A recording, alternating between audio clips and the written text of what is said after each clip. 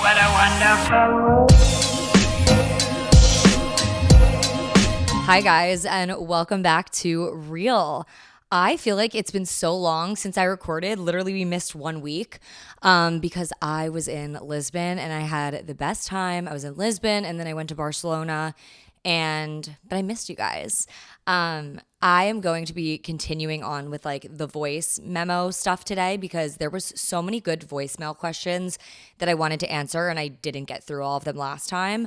But first of all, we're going to start out with like a little life update and a little story time as well because people have been living for the story times lately, I feel. The last episode definitely got a little messy.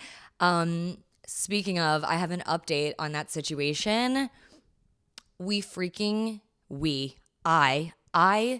saw you know who today on the freaking street. I saw him on the street. You guys are actually going to die. This is crazy. So I see him on the street. I play tunnel vision, which if you don't know what tunnel vision is when you don't want to see someone and you don't want to say hi. You see them from a distance, but you're like, I am not trying to strike up a conversation right now. Like, I am avoiding this person actively. So you look straight ahead. You gaze directly past the person as if you literally didn't see them. There is no possible way to tell if you're doing tunnel vision or if you actually just didn't see the person. Like, it could be a toss-up for the other person. So this is always a safe bet for me. Like, if I don't know, like, let's say you see someone in the street and you're like, oh, wait, I think that's like a mutual friend, but like, I'm not sure. You tunnel vision it because you're not going to like half look at each other and then not. I don't know. It's just something I do. And today I needed the safety crutch. So I tunnel visioned the fuck out of this man. Good thing I did though. I couldn't handle it. I was also in a literal black hoodie. It was like pouring and I was in like a black hoodie and a black jacket. And he was like with another friend and they were like talking really loud and then they got kind of quiet when they went towards me. And I was like, okay, they either like realize that it's me or they just like happened to get quiet. But I was freaking and like I'm like besties with my doorman. So I like came inside and I was like talking to my doorman and I was like, I just saw you know who. Like obviously my doorman like knows all about this situation. And my doorman is like, yeah, like he was literally spilling the tea on who this guy brings home. And I'm like, period. Like we in the building, like in our building, like there's a lot of like, I feel like there's like gossip, like everyone like talks, like, I don't know. It's just it's such a weird, because I live in like a smaller building. I feel like there's like, I don't know, like people like gossip about stuff. So yeah, we were gossiping and I found out some interesting tea about him and that he like always brings girls home and like my doorman, this is a theory. This is not a positive thing, but thinks that this man has possibly, this is so bad, had a call girl. He used the word call girl. I'm like, what is that? Like a fucking prostitute? I don't know. Is prostitute a bad word now? Do we not say that? I don't know. Maybe I sound dumb, but yeah, apparently like maybe this man has had like a call girl here. But my theory is that my doorman was like, yeah, like the girl was in a trench coat. I'm like, people wear trench coats. Like, couldn't it have just been a girl in a trench coat? Like, he's like, no, like it was giving like call girl. And I'm like, I don't know. Cause I feel like if I'm wearing a trench coat and I'm like in my heels going out and then like I go to a guy's apartment, yeah, you act sketchy because it is sketchy. You're like going to booty call this guy. Like it's giving like, I don't know. So I'm like, I don't know if it's like that's actually for real, but that was like a theory of something that happened. So whatever. I saw him today and avoided him at all costs, and that was fine. Obviously, as you know, we keep the dating stuff while it's happening under wraps. Also, like, I think there's a difference between protecting a person that I care about and protecting a person that did me dirty. I don't care to protect a person that did me dirty. That's when I'm gonna like spill the tea about shit, because I'm like, if you do me dirty, I don't really give a shit. That's part of my story. That's part of like my trauma now. But if it was like a person that like really is not intentional and like means well, I mean, did this guy mean well? I think he probably did mean well. I just think maybe not the best social cues.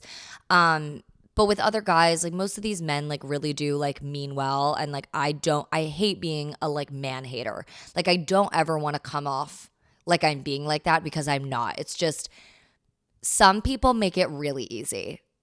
like some guys, they're making the rest of them look bad.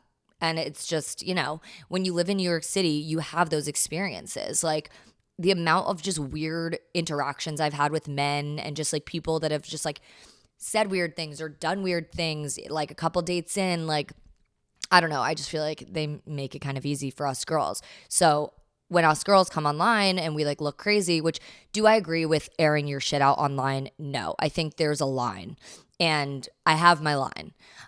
When it comes to silly, crazy date stories where I'm keeping the privacy of the guy, that's different. But when it comes to like my actual real dating life and real situations, that's when we like draw the line, and it's just something I don't feel comfortable talking about.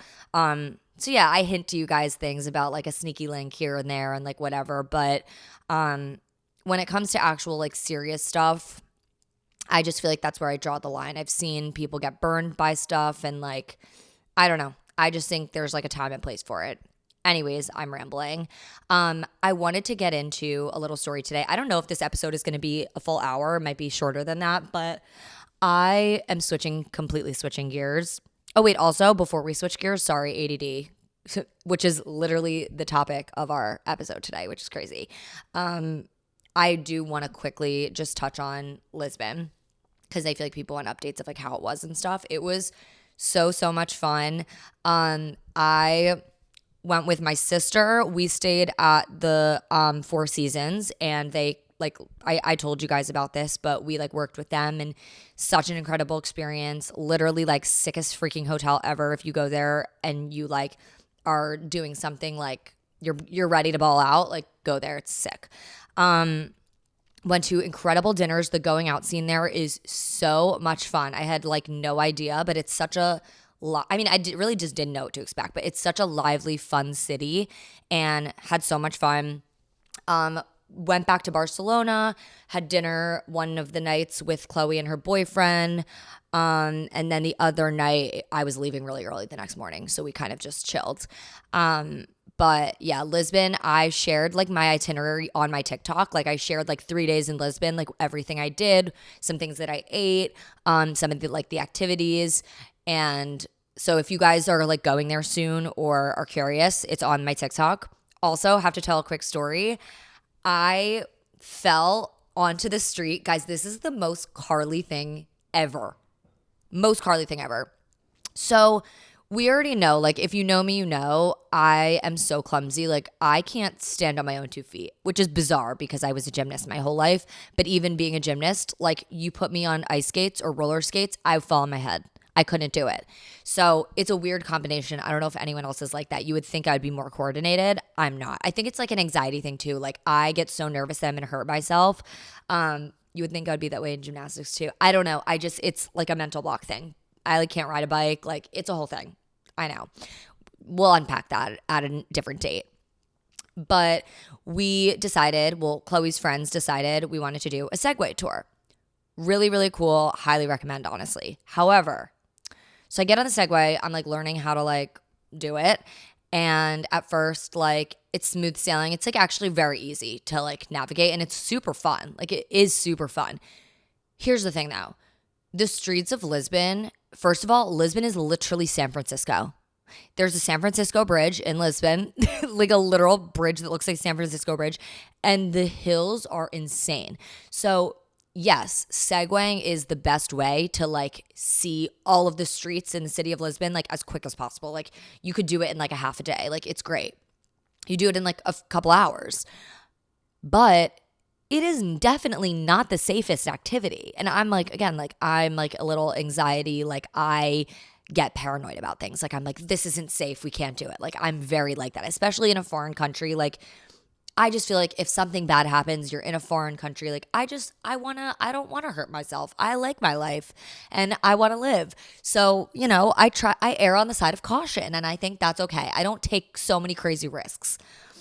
Anywho, we got on the segways. We're starting to go up the hills. And as you go like on the ride, it basically the tour guide makes it so that it gets progressively harder. So you start out and you're just like in this plaza area, like kind of just going around this flat area, getting your bearings, and like you could take some pictures and like whatever. Then we get to like the medium streets where it's like a little bit of hills and a little bit of turns. And then you get to like the hard streets and you're like going directly like up a hill that is literally, if you imagine the hills in San Francisco that are like steep all the way up, all the way down, you're on a Segway doing that, which is insane.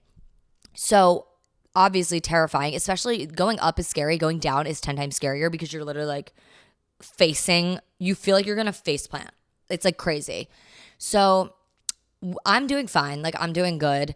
Obviously was still nervous. And then at some point we were making a turn. It was like an intersection. Imagine like you're going down a hill and then it starts to flatten out and it like is a curve.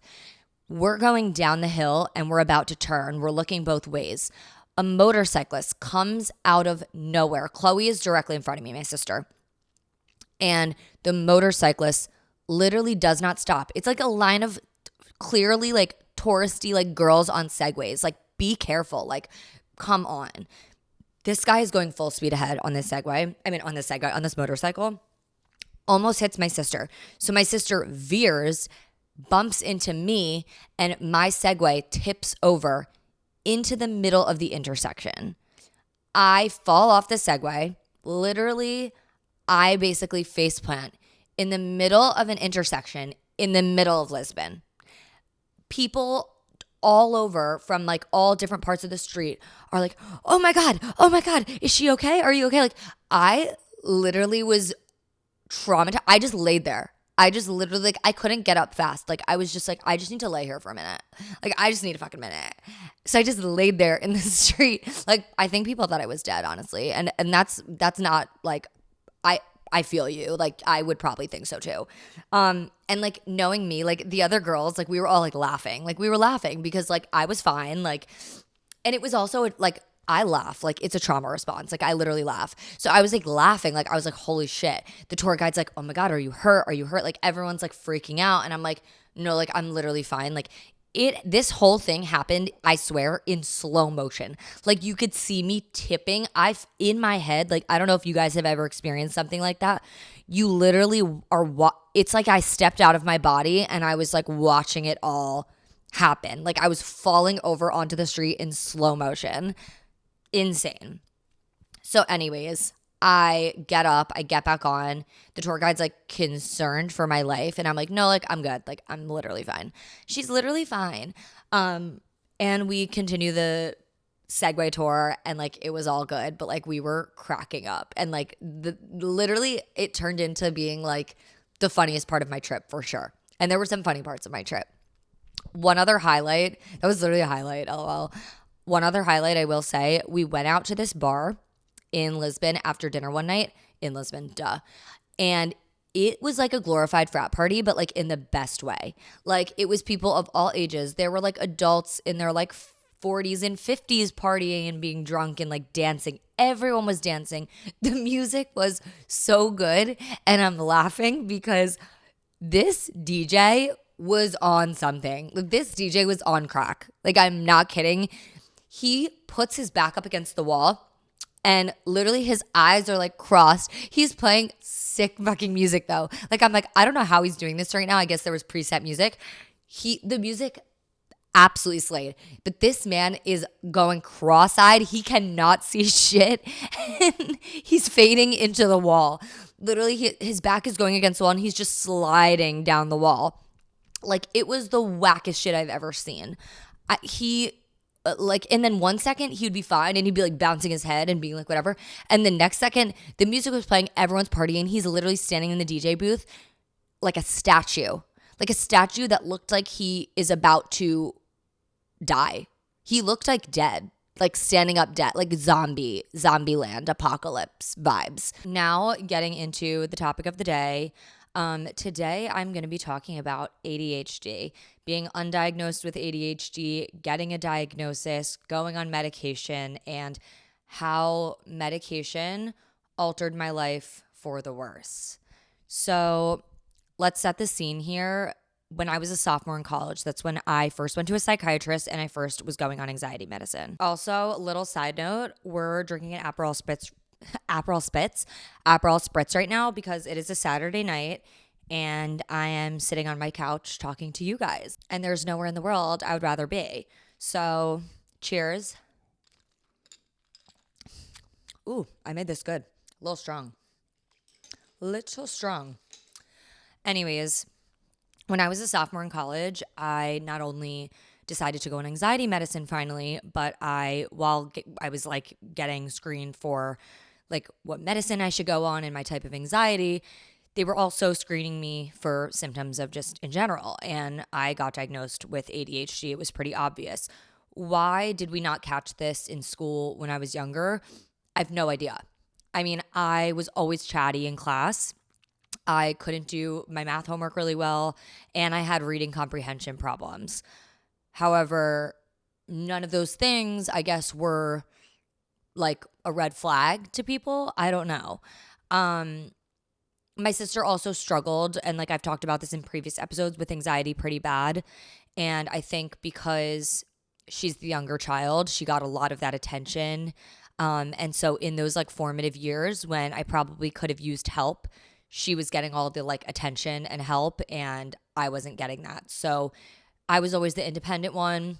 I'm 6 years older than her, and I feel like because of that, my problems were often kind of overlooked. And like that's something I talk about in therapy a lot. But it's true. I feel like my parents did an amazing job. We're all like doing everything in life for the first time. But unfortunately, it's just something that I think we missed. And so when I was a sophomore, I had a psychiatrist. When I was a sophomore in college, I had a psychiatrist. And she was like, you have ADHD. And like, we can treat that too. And I said, okay, well, let's like treat my anxiety first. I was terrified of medicine. I always was very scared of medicine, very hesitant about medicine. I said, let's treat my anxiety first, and then we can deal with the ADHD. But like, I just can't think about both right now, especially because I'm scared to be on medication in the first place. So I get put on anxiety medication, and we figure out one that works for me. I was so lucky that the first one I took worked, and it was Prestique. So after around, I would say like maybe like 6 months of being on anxiety medicine, I went back to the psychiatrist and I was like, okay, now I have really a lot of trouble focusing in school. I was a sophomore, so it was like prime years of me being in a lot of like gen ed courses that were really hard for me to focus on because I had absolutely no interest in them. And she decided she was going to prescribe me Vyvanse. And I remember like the first dose was like 20 milligrams. And I took it and I just like didn't really feel anything. Like literally like I didn't feel like it was working. I don't know. But I think like I was like, am I supposed to feel something? I didn't really feel anything. So she's like, okay, let's try 30. Let's up it. When I took the 30 for the first time, I immediately, well, first things first, I felt like really hyper focused. Like I was like, oh shit, like I could be productive. But looking back, I feel like it almost was like a little bit like high. Like it was like too high, where that peak like high feeling is something that like once you have it, you just want that constantly. Like you want to just chase that feeling. And the first time I like came down from the medication, I remember like it would just make me so irritable. So I started taking it like during the week, and it would really help me. Like I would go to class, I'd be able to study. I could go in the library and actually study for the first time in my life. Like I could memorize stuff, I could do my work. Like it was insane. Like I felt like this whole world had opened up to me that I never had before. Like I never was able to just sit down and study, sit down and read. Yeah, freaking right. Like, I don't know. It was just so different for me. Like even just having like flashcards and like being able to like memorize them, or like being able to sit down and like write a paper. Like I would procrastinate. I could never do it. And then for the first time, I felt like, oh, I can just take this magic pill and I like sit down and then like I'm just going. Like my brain is going. And even right now while I'm saying it, like it still like kind of triggers me because I know I can't have that feeling again, and I'll get into why. But so that's like what the beginning was like. It was a really positive experience, honestly, in my opinion, like from what like I was doing. Like I felt like, okay, I could do it all.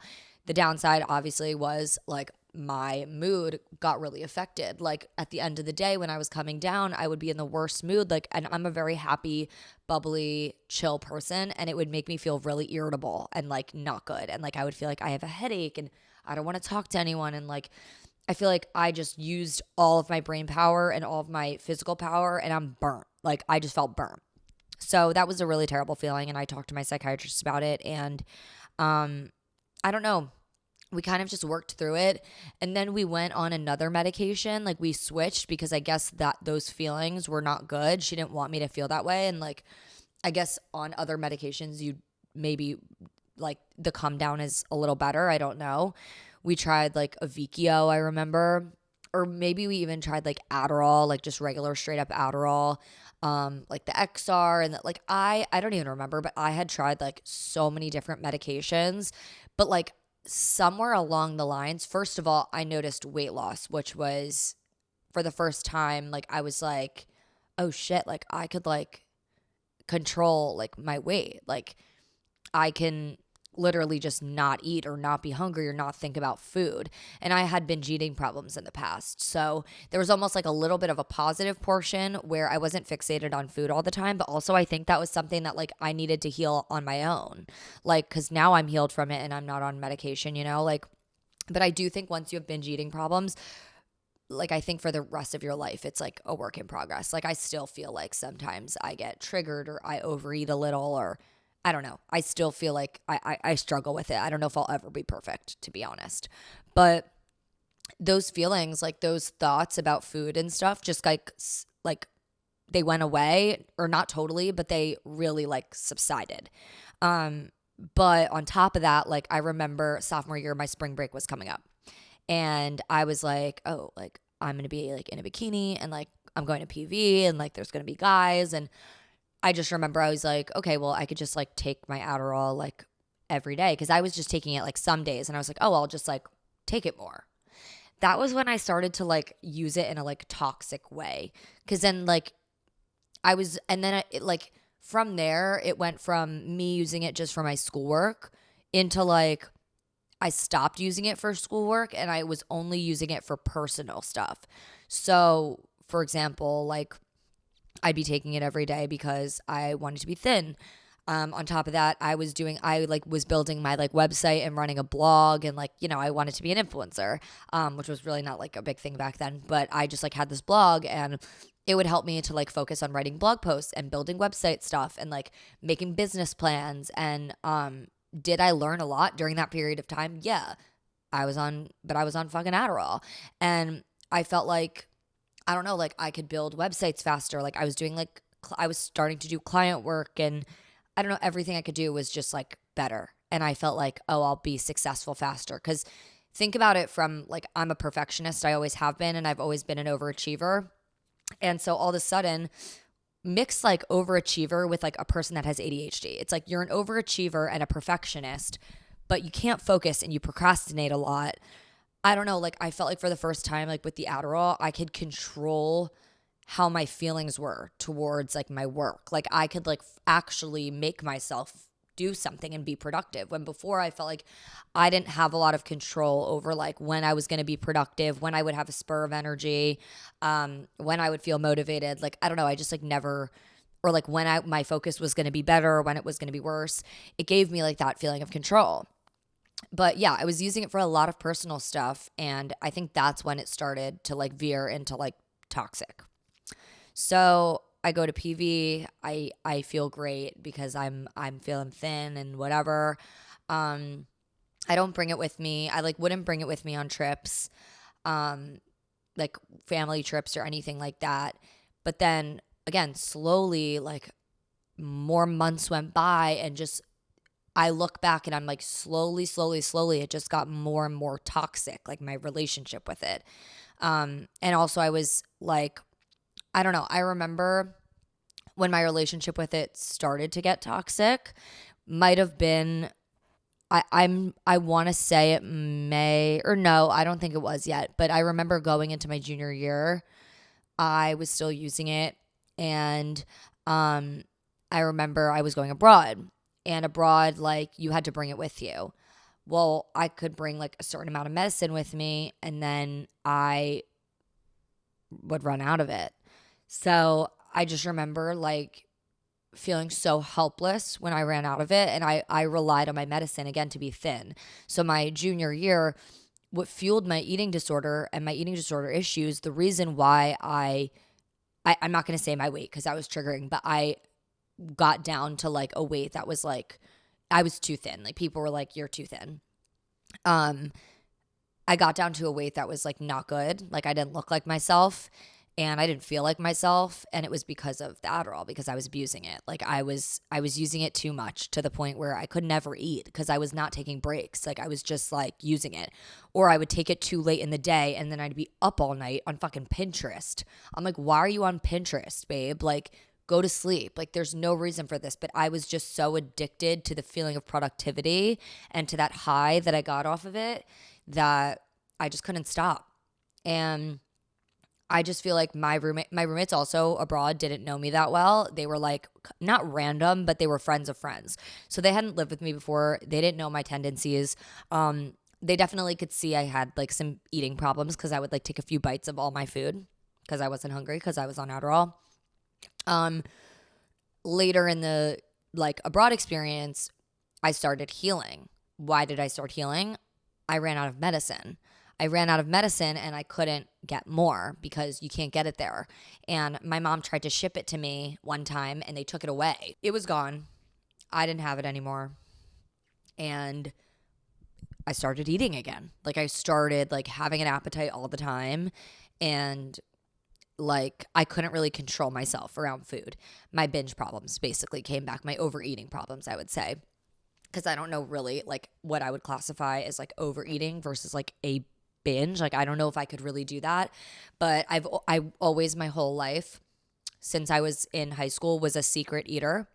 Like I would sneak stuff up to my room because I felt judged by my mom because of her own like eating habits and stuff. So I would hide like food in drawers and like even when I was in the kitchen, like at night, like I would try to be really quiet and like I didn't want anyone to know what I was eating.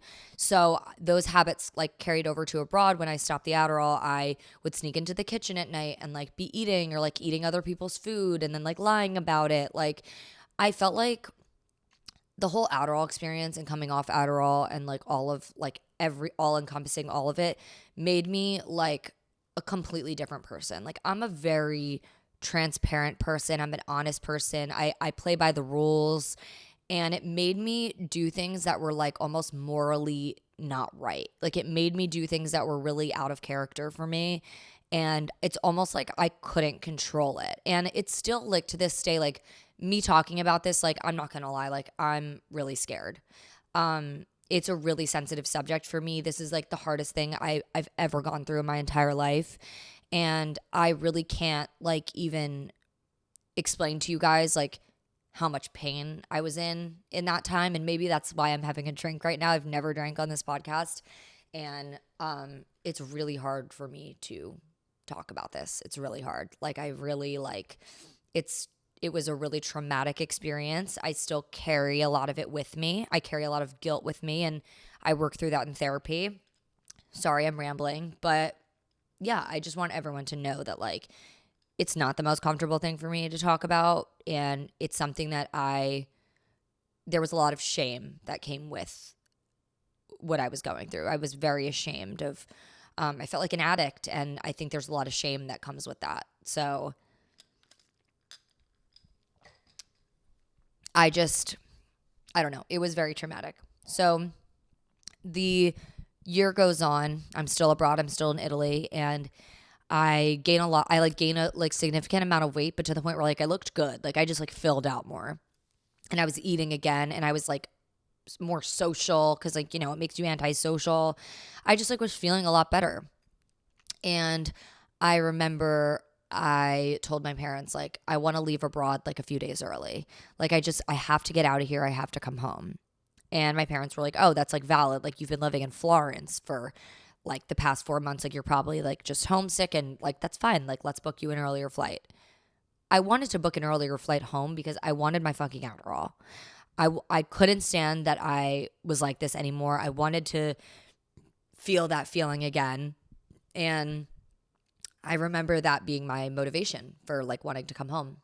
And also, by the way, I remember, I think before I went abroad, I talked to my mom about my issues that I was having. I didn't really tell her the extent of it, but I remember kind of like talking to her about it and saying that like I was having like problems with it kind of. And somehow that's when I started to hide from her that I was on the medication still. So again, like a lot of hiding things and secrets and just like omitting the truth. So I came home, and I think at that point I was starting to hide from my family that I was even on it. Like still, like I think they thought like, oh, I recognize I have an unhealthy relationship with it and I'm going off of it. No, that's not how it works, because I had built like this obsession with it, basically. Not like an obsession, but like I couldn't do my work without it. Imagine like I start using it like that, and then I'm like, yeah, how am I ever going to do anything now without it? Like I can't even fucking clean my room without it. Like it just became like I relied on it for everything. My senior year, let's go into my senior year, I was still like using it, and I remember really like wanting to get off of it. And something that I would do is I would get the prescription. I would abuse it like for 3 days. Like I would like you were allowed to take it like twice a day, like because it was like a not XR. It was like a like short release. So I would take it and then like do a bunch of work, and then like it would start wearing off, and I would just like take it again, probably prematurely too. Like I would just prematurely take it. And I like once it started wearing off, like I would just keep taking it. Like I would take it through the night. Like I would just be like up. Like I felt so out of control around it. And it almost reminded me of how I used to feel around food when I was in high school and like before that. Like I get these weird things where like I feel there's certain things where I just feel out of control around them. And like with food for a long time, I felt out of control around it. And the same kind of thing started to develop. It was like I was filling this like, it was like filling the void. It like the Aderall was filling that same void and giving me that same almost like high feeling that like the food used to give me when I would like eat and feel really full, and then after I would feel guilty and then say I'm never doing it again and then do it again. Like with food, it would be the same thing. I'd be like, diet starts Monday, like I feel guilty, like I would like binge and then be like, I feel guilty, like I'm never doing this again, like this is disgusting, you're disgusting, you're a terrible person. Like diet on Monday, I start a diet on Monday, like a couple days go by, I fail. I'm like I need to eat something sweet. I need to like binge or whatever. And then I would sorry guys, I would do that again, and like the cycle would start over. Well, that same cycle copy and pasted with my stimulant problem. Like copy paste. So I would take it for like a few days until my body couldn't take it anymore, and I would be like, "Oh my god, like I've been up for like however long," and like I would use like wine or like, yeah, like I would drink wine to like put me to sleep, because then I like couldn't sleep. Mixing that is so dangerous. And then I would like feel really guilty. I would flush my medication down the toilet, say I'm never doing this again. And then a couple weeks would go by, and I'd have an assignment coming up or something that I really needed to do. And I was like, I can't do anything. I'm frozen. I feel lazy. I feel like those days after me taking it, I just felt like I would just lie there and be like, I'm a fucking blob. Like I can't do anything. And like, how am I ever going to be productive again? I stopped working out. My relationship with exercise was non-existent. Like abroad, even like sophomore year and then abroad and then senior year, I literally like stopped working out because I would just take Aderall and like be skinny. And like, that's where my high would come from. And I just like lost like all motivation to work out. I don't know. All I wanted to do was like sit on my bed and fucking type away. So I would get rid of my medication. A few weeks later would roll around, and I would really need it again. And I'd be like counting down the fucking days, or I would try to go buy it off someone else. College, like that's the culture there. So I take a friend's, or that's when things started to get like, I was doing things that were morally like not right. where I was like having a lot of guilt and a lot of shame for what I was doing, and doing it because I felt like it was life or death, and then feeling like that's you, like that is you that just did that, like the same person that, like, I don't know, like it was just so out of character for me, like the things I was doing. And it's just like, I don't even know, it just made me like a different person, like it changed my brain chemistry. So after, like, I had talked to my psychiatrist about this too, like we had talked about it here and there, and I just felt like she didn't really understand like what was going on with me, slash I wasn't sharing like the raw, honest truth about like what I was actually doing. So time goes by and I'm repeating this cycle like crazy. Like this cycle is going on. Like I'm waiting for my medication. I'm getting my medication. I'm binging in quotes, because like that's what it was. It was like, or like I don't know what to call it, but it was like a binge, but like with my medication.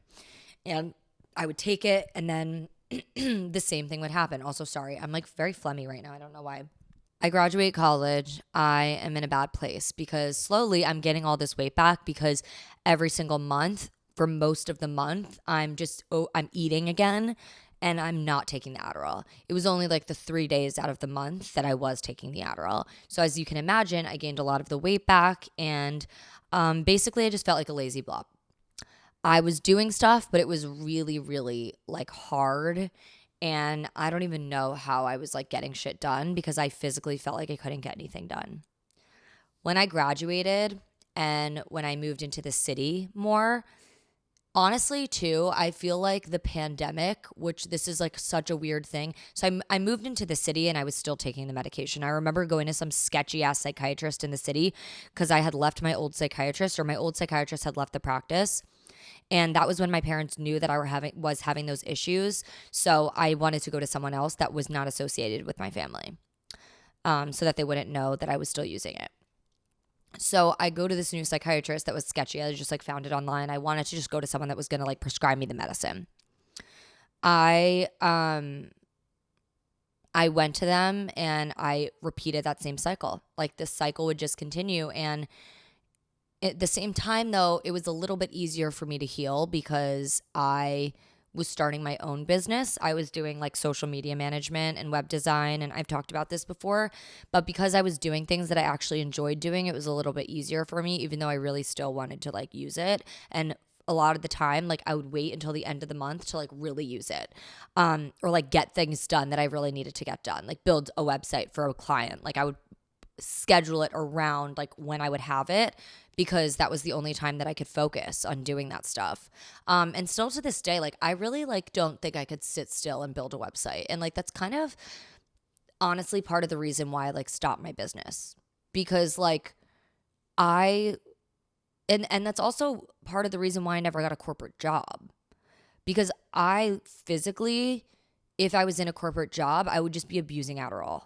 Like I know that's like a cop out, but I wasn't able to heal. Like I couldn't, like I was going to use it. And so I started my own business where I felt like I could do something that I like really enjoyed, and I could make my own schedule. And, you know, I was just going through it. I was really going through a lot of shit, and I was really alone because no one knew what the hell I was going through. I did like start going to therapy around that time before the pandemic, I think. And I would go to my therapist, like, and I would tell her what was going on. I remember one time having a panic attack in my therapist's office, being like, I'm using it again, and I'm on it right now, and I'm having a panic attack because I took too much. As a person with anxiety, taking too much Adderall, it does you fucking dirty.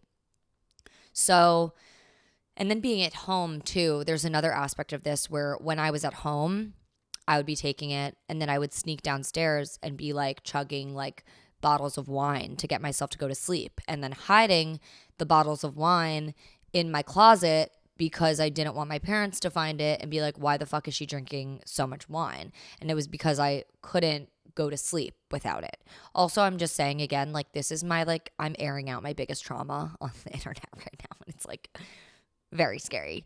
But I just like, I would Google search this like all the time, and I like had no one. Like I would be like, is there anyone out there that's struggling with this and that's willing to talk about it? And just like, I couldn't find anyone online. Like I would look to like, is there an influencer out there that made a fucking YouTube video about it that I could watch and be like, it's going to get better? And I really couldn't find anyone. I don't know. Like there was really not a lot of people. So at this time, I'm starting, since I'm taking it a lot less, I'm going to therapy. I'm living in the city. I'm starting to like try to work out here and there again. That's when I like did my first like workout class with my friends. Like it was just, there was a lot to unpack. I'm going to like some workout classes, whatever. Pandemic hits. I'm home. Nobody's doing shit during the pandemic. I'm making fucking TikTok videos. And I'm doing client work, which I had like a few clients. It was like perfect. That is literally when, like, the pandemic is like the most fucked up thing that happened. And yet that was the beginning of my healing journey, which is like crazy. Because I was at home, there was like no pressure for me to be like bringing in a lot of income or hustling. And I was able to be like, okay, pressure's off for the first time in my life, because I've never felt this way. I've always been like, I don't want to be on my parents' dime. I need to make money. I need to get out there. I need to have my own apartment. I need to do this. I need to be thin. Like there were just so many aspects of my perfectionism that were just like, you need to be on this so that you can be on. I was home during the pandemic, and I was like, for the first time, like, I'm not going in public, so I don't really care about as much about my body image. And I'm not like going crazy over work. I make fucking TikTok videos. It doesn't take a rocket scientist to make funny, fun TikTok videos. And I was just, it was fun. I enjoyed it. Like it was just silly. And like, that's when I started to heal from my issues. Like I really like don't think I was taking it during that entire time.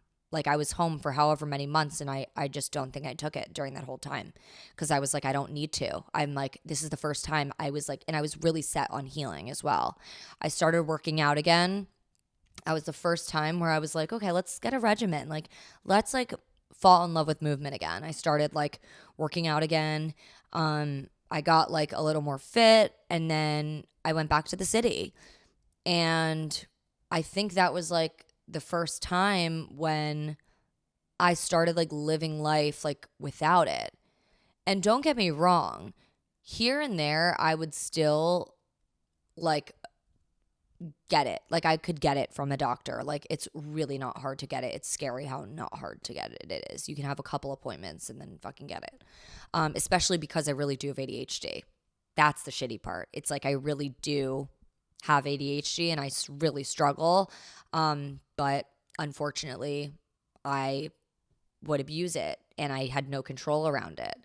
To this day, I think if you gave it to me, I would abuse it. I just don't think like I have control around it.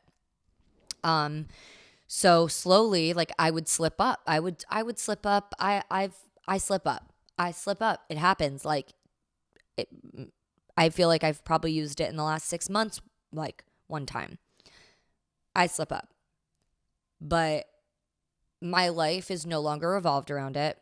It would go from me every month on the month to like months and months without it. And then occasionally I'll get it. I would get it from a friend, or I would be able to get it from a doctor or whatever. And then it turned into like every 6 months, every 7 months. And that's me now. Like maybe twice a year I slip up. Is that a good thing? No, it's not. Do I want to be 100%? Yes. If there's one thing I learned from this whole thing, it's that I would fucking go online and look at people and be like, they were like, oh yeah, I struggled with this and then I healed. And I'm like, I've been struggling with this since my sophomore year, and I'm still not healed. Like I'm still like a work in progress. Like I'm not perfect. Like if I'm out at a party and like someone offers it to me and like I want to stay out later at night, like I've taken it before. I'm not going to sit here and claim to be perfect. I don't know if I'll ever be. I don't know. But I'm like so proud of myself for the amount of progress I've made, considering how fucking much I struggled with this and how much it almost ruined my life. And also how many times I could have, I'm lucky that I didn't harm myself more. And it's terrifying. Like, it's terrifying. I used to be terrified. I would take it and then feel terrified. I'm lucky that I didn't harm myself more from it.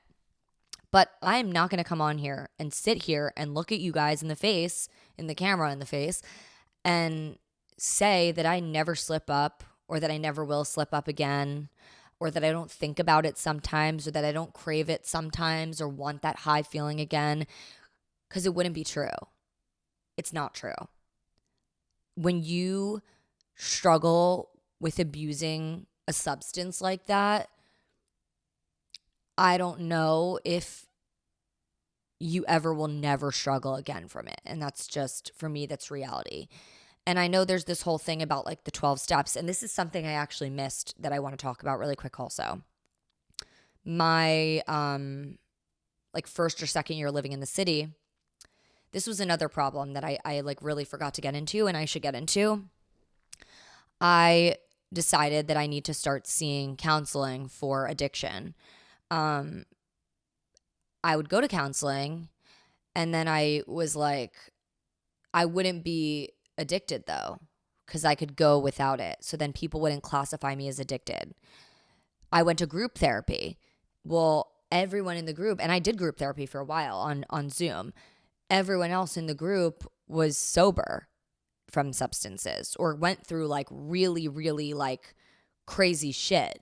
And I'm here like, oh, I like abuse Aderall sometimes. Like, I don't know. Like, it just like, I felt like there was no place for me in the world. Like, there was no one that had the exact experience that I went through. And, but the group therapy still helped me. It still made me feel less alone. But then at the same time, I felt isolated because I was like, okay, well, I'm not bad enough. Like, what's bad enough? But I felt like not, in quotes, bad enough for the people in the group therapy.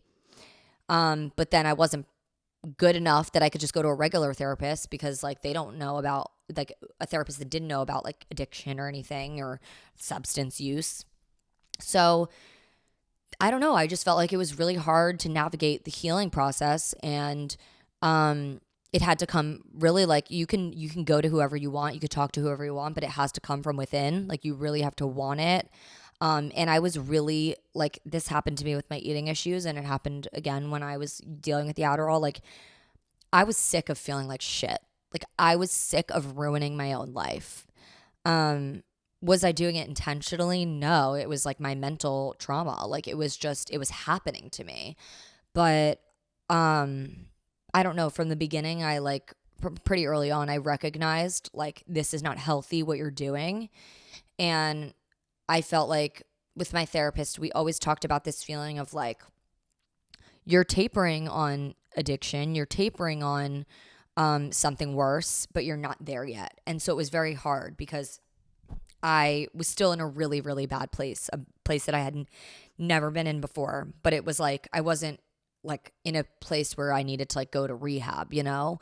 So it was just like this weird in-between space that was just really fucking difficult and traumatizing. And I remember opening up to a few friends about it, but really like, it was just so hard to open up to people because I just felt so much shame. I felt like people were going to judge me and be like, you're like not a good person, or I don't know. It was a lot of internal battles too. Like, it just was a lot of internal like self-judgment, and I always present as like this perfect person that has it together, and like that is something for me that was like really not together, like really fucked up, not together. And so it was really scary to like tell friends or like tell anyone. And even when I did tell friends, like I felt like I wasn't really being honest about like the reality of the situation.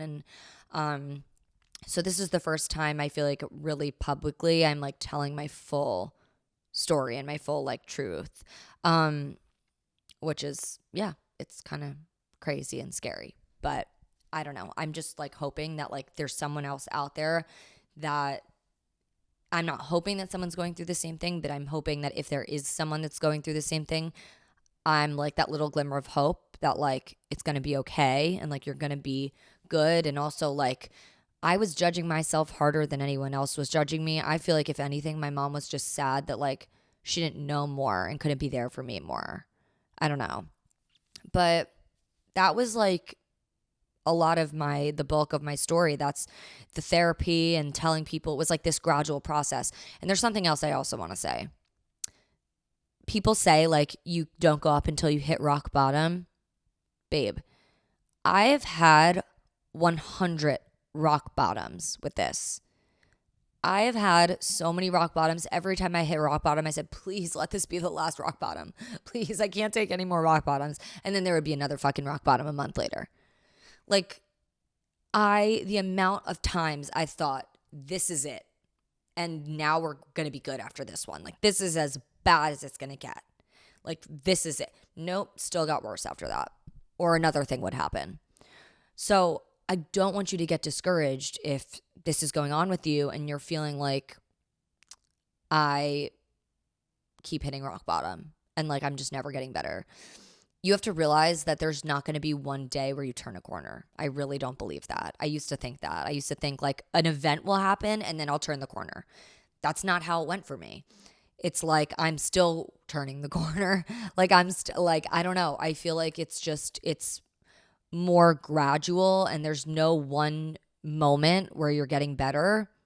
And it's not a sobriety journey for me. I'm not sober from it.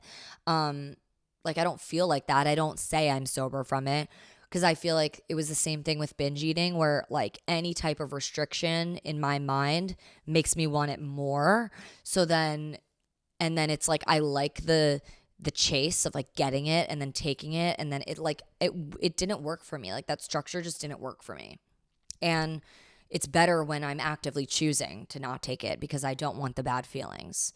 And like that's where I'm at now. It's like 99.9% of the time I don't want it because it ruined my life. And I think about how bad my life was. I mean, not bad my life was because I have a beautiful life and I always have, like, knock on wood, but it just like made me feel like that was the lowest I had ever been, like for me personally. So I just never wanted to go back to that, you know?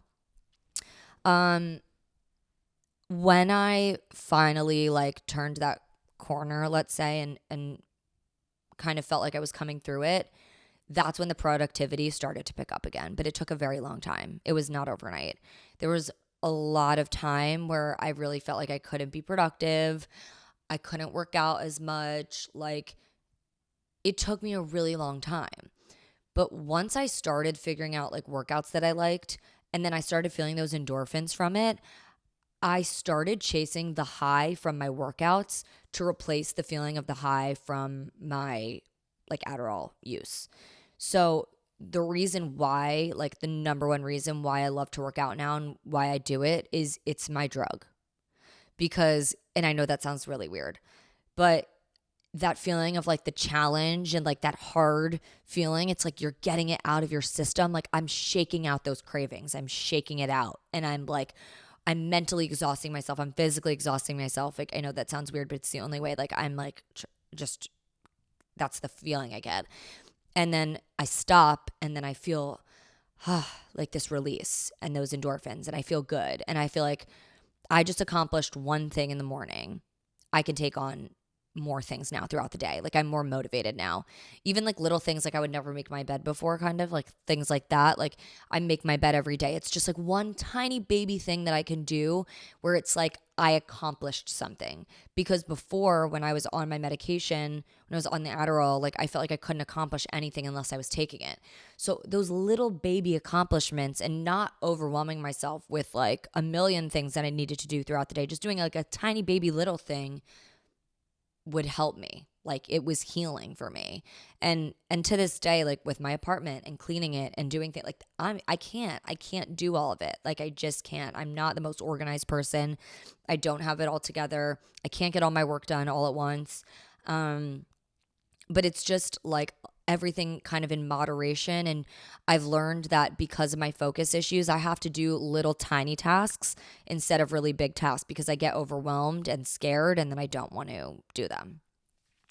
And I like the anxiety plays into it as well. I'm a huge procrastinator as well. And so like my attention problems are very real. I also, when I'm with my friends, can't focus on a conversation. Like if my phone is in front of my face, like all the world around me, I can't hear what's going on. If I read something, I can't read it. I can't read a fucking book. I have to read it 10 times over and over and over and over, and it still does not go into my brain. Like it's frustrating. Like it is frustrating.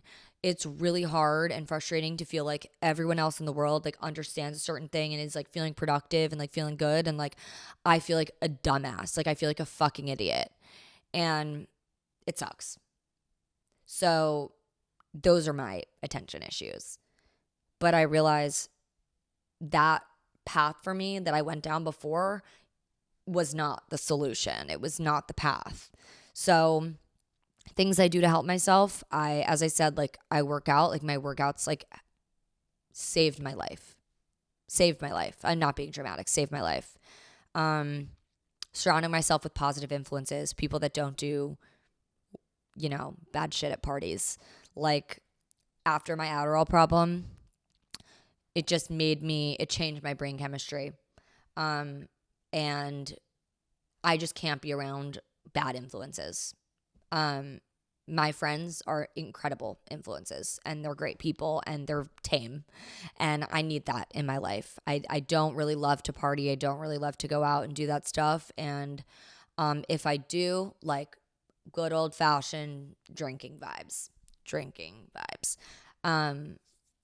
Yeah, I just, I have a lot of trauma from that, that part of my life. And it's just better for me to be around like, some good old fashioned fun, not anything that would be triggering for me.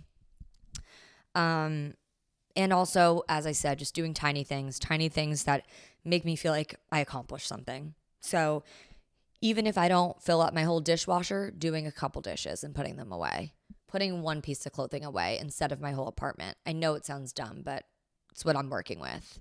And also realizing that like my worth doesn't come from like this part of my life. Like also huge win. I edit this podcast myself. Years ago, I could have never fucking done that. Never. So it shows that like when I am truly like passionate enough about something, and because I've come so far, there are things I'm able to do now. Like there have been really big wins just in the last year of my life. But yeah, anyways, doing small tasks. And then I also have been taking supplements. I take the Genius mushrooms. I don't know if they help or if they're placebo, but it makes me feel like it's doing something. And I honestly think it does help with my memory, and some of like the cognitive functions. So that's something that I do. And yeah, I feel like that's like pretty much what helps me. And I feel like this podcast is going to be a really healing part of my journey, to be honest. I've never like I haven't talked about it in a very long time. I feel like maybe at one point I did, but, yeah, this is a part of my life that I want to share with you guys. And I know I always talk about my eating issues and like that was the hardest part of my life, but I feel like I'm leaving out like the main like part that was actually the struggle for me, which was like the Aderall portion, which was causing my eating disorder because I wasn't eating from that. I was abusing it. So anyways, I also want to say if you're going through any addiction, substance abuse, if someone is, I'm going to leave resources underneath this video and this podcast, because it is serious and you should get help if you feel like you are going through something like that. I'm going to leave a suicide hotline as well because we're talking about mental health. If you ever feel like you're thinking about something like that, I'm going to leave the hotline below. You can always call it any time of day. Call a friend, call a family member. And also just know you're never alone. Like I know that I felt alone this whole time, but I know when I post this, there's going to be somewhere else, or I at least hope there's someone else that has gone through something similar. So I want to also thank you guys for those that have stayed and listened to my story. I know I'm a rambler. I know I can like talk a lot and like sometimes bounce around because like LOL, like ADHD, I can't think in a straight line. But I appreciate you guys listening and hearing my story. And we are going to close out today's episode with one or two voicemails. Hey Carly, I love listening to your podcast and I need some advice. So, I started a work from home job a couple weeks ago and I have just not had the motivation to leave my house now that I don't have to go to a physical job. So, any advice you have on, motivating yourself to get out of the house? I'm trying to save money and I live in a big city, so every time I step out of the house, I spend a bunch of money. So, I just wanted to know what you do to get yourself out of the house when you don't really feel like it, but know you need to go get some fresh air, and maybe just tips on things to do without spending so much money. Okay, love that. Honestly, this is perfect for this episode. And I'm going to keep it short. I think we're going to do like one voicemail per episode for the next few episodes or something. My main tip is just like go for a walk. Like there's got to be a beautiful part of your city. Go out and take a walk, stroll. Like you don't need to have a destination, just stroll. I do it all the time. Another thing I do, my guy friend does this and he got me into it. He has an inappropriate name for it, so I'm not going to expose him, but he walks around like aimlessly and he just calls people. He just calls people and he like talks on the phone for hours. And if there's anyone that like you don't live in the same city as and like you or like a family member that you need to call, save all your calls for that one part of the day and go outside and like sit on a park bench or like walk along the water or something and just make all the calls that you need to make. I think that's like the best idea and the best way to get air and get outside without like necessarily spending money. I know this is technically kind of spending money, but like I like to just go to the gym and walk on the treadmill. Go to the gym and like go hit the steam room if you don't feel like working out necessarily. Just doing something like that. Or honestly, if you're not in the mood to socialize or see a friend, this is kind of spending money, but go sit in a coffee shop and get some work done. Like I love to just get out of the house and go to a local coffee shop. I love discovering new coffee shops that are like really cool and like grungy or like hipster, like just different kind of vibes. And so a coffee is not that expensive and you could sit at a coffee shop for hours and buy like one thing. So I feel like it's worth it. Those are just some things that I like to do. Okay, guys, the camera's about to die, so I'm going to have to sign off, but I love you all so much. Thank you for tuning into this, and be sure, if you haven't already, to subscribe to my YouTube channel. Leave a comment below letting me know what you want my future podcast episodes to be on or future guests you want me to have. Next week's episode, we have a very special guest. I am extremely excited, so stay tuned for that. And be sure, if you haven't already, to follow me on Instagram at RealWithCW and on TikTok at Real with Carly Weinstein. And I love you guys so much, and I will see you in the next episode. What a wonderful world.